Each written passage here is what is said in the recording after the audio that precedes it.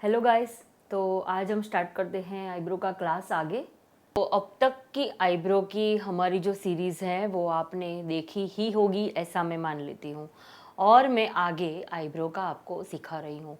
मैंने आपको प्रैक्टिस का जितने भी बोला था कि आपको क्या करना है, आईब्रो का थ्रेड कैसे पकड़ना है, अपने खुद के लेग में ही प्रैक्टिस करनी है हेयर निकालने की, और वो सब मैंने आपको सिखाया है।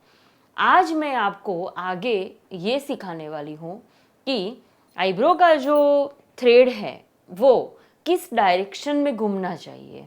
तो इसके लिए मैं आपको आज ये बताने वाली हूँ कि हमारा डायरेक्शन समझो पहले।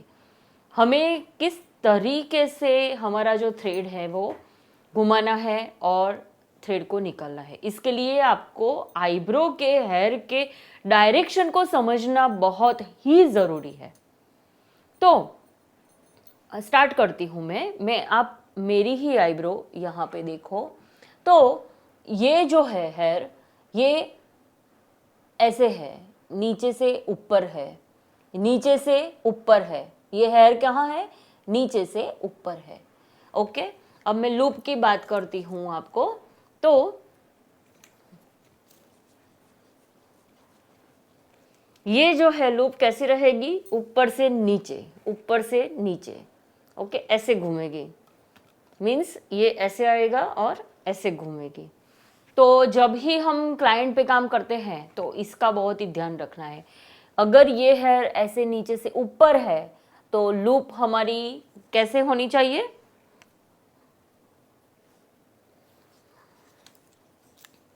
ये लूप जो है वो नीचे होनी चाहिए। ये कैंची ऐसे होनी चाहिए, मतलब ऐसे। ये तो मैं खुद पे दिखा रही हूँ इसके लिए, बाकी जब क्लाइंट पे हो तो उसका जो फेस है, तो ये जो लूप है तो वो हमारा जो है वो ऐसे होना चाहिए। देखो ऐसे, ये जो फेस है मैं ऊपर से नीचे के हेयर निकाल रही हूँ, तो ऐसे है तो ऐसे होगा। ओके, ये फेस है, ऐसे ऐसे हेयर निकलेंगे। नीचे से ऊपर मतलब लूप आएगी ऊपर से नीचे। हमारी कैंची कैसे घूमेगी? ऊपर से नीचे। आपको समझ आया? तभी हमारे हेयर निकलेंगे। हमें लूप जो है उसमें हेयर फंसाने हैं और उसको निकालने हैं। हेयर कब फंसेंगे? जब उसके डायरेक्शन के ऐसे अपोज में जब हमारा लूप घूमेगा, ऐसे होगा। राइट? अब मैं आपको बता रही हूँ कि यहाँ के जो हेयर होते हैं वो ऐसे होते हैं। यहाँ के जो इसके हेयर ऐसे होते हैं, फिर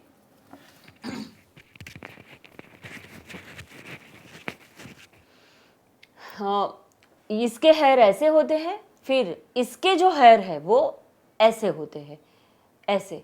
तो हमें क्या करना है? तो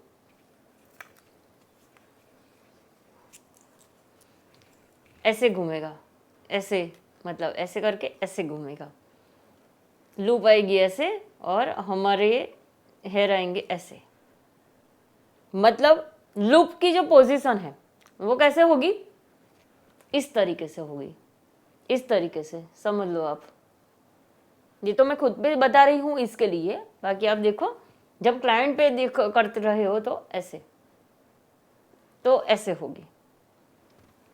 तो आपने समझा होगा, स्ट्रेट हेयर है तो क्या होगा? ऊपर से नीचे। ओके, स्ट्रेट हेयर हो तो फिर से बता रही हूँ, हेयर कैसे है? नीचे से ऊपर। तो हमारी लूप कैसे आएगी? ऐसे, ऐसे। ये जो सिंगल थ्रेड है वो ऊपर आएगा, लूप नीचे आएगी, ऐसे। क्योंकि हमें हेयर फंसाने हैं, लूप नीचे आएगी, ऐसे। मतलब हेयर ऐसे जा रहा है तो जड़ उसकी जहाँ है वहाँ पे लूप आएगी, यहाँ पे लूप आएगी, और ये सिंगल थ्रेड यहाँ आएगा।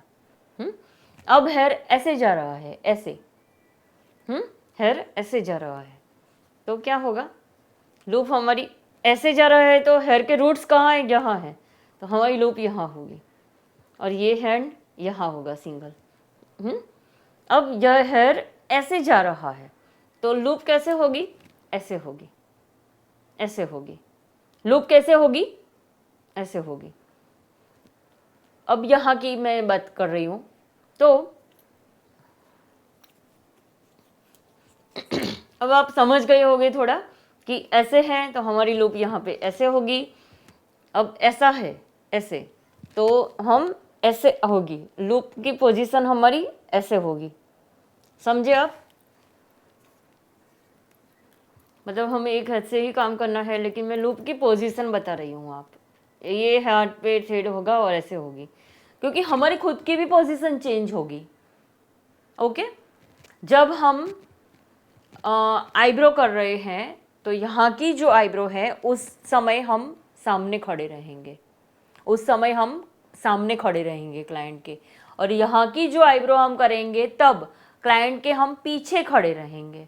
हमारी पोजीशन यहाँ की आईब्रो करेंगे तो हम अब क्लाइंट के पीछे खड़े रहेंगे, और एक आईब्रो जब करेंगे तब क्लाइंट के सामने खड़े रहेंगे। जब सामने खड़े रहेंगे तो ये हेयर निकालना बहुत ईजी हो जाएगा। लूप को ऐसे घुमाना और ऐसे घुमाना बहुत ही ईजी हो जाएगा। नीचे की बात करें तो ऐसे आएगा हमारा, उसके ऑपोजिट दूसरी साइड आएगा। ये देखो, ये है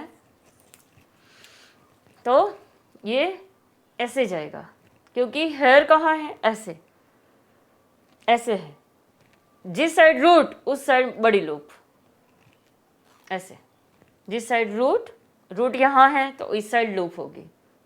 इस साइड कहाँ है लूप, रूट हमारा यहाँ है तो हमारी लूप क्या होगी, उल्टी होगी, उल्टी होगी। तो लूप उल्टी होने के लिए हम आगे आएंगे। ओके, हम आगे आएंगे। तो ये बहुत ही ज़रूरी है। मैं आपको क्लाइंट के में भी बताऊंगी ऐसी पोजीशन, या तो फिर मैं आपको पोजीशन का पूरा जो समझ है वो समझाऊंगी मैं आपको, तब आपको आइडिया आ जाएगा कि हम कैसे उस पर काम करते हैं। एक्चुअली मेरे सामने मिरर है और मैं यहाँ से काम कर रही हूँ, तो क्या है कि मैं यहाँ पे मिरर में देख रही हूँ, इसके लिए शायद मैं ऐसे देख रही हूँ। तो आपको इसका आइडिया आ गया होगा कि मैं किस डायरेक्शन की बात कर रही हूँ, लूप किस दिशा में रखनी है, मतलब तो वो सब आपको समझना बहुत ही ज़रूरी है।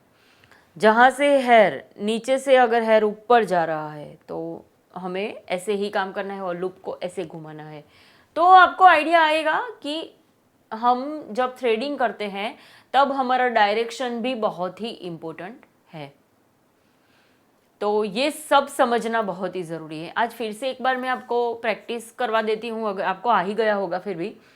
ये एक पकड़ा, ये हाथ में लिया, और ये 1 2 3 4 5 6 7, और ये देखो ऐसे आ गया, ऐसे लूप बड़ी करो, इससे छोटी करो, हेयर करो, इससे छोटी करो।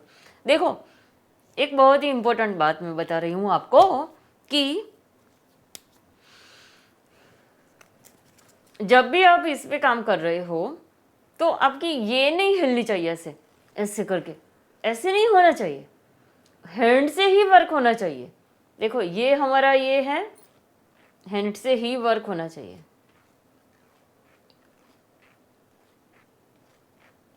ये तो स्ट्रेट ही रहना चाहिए।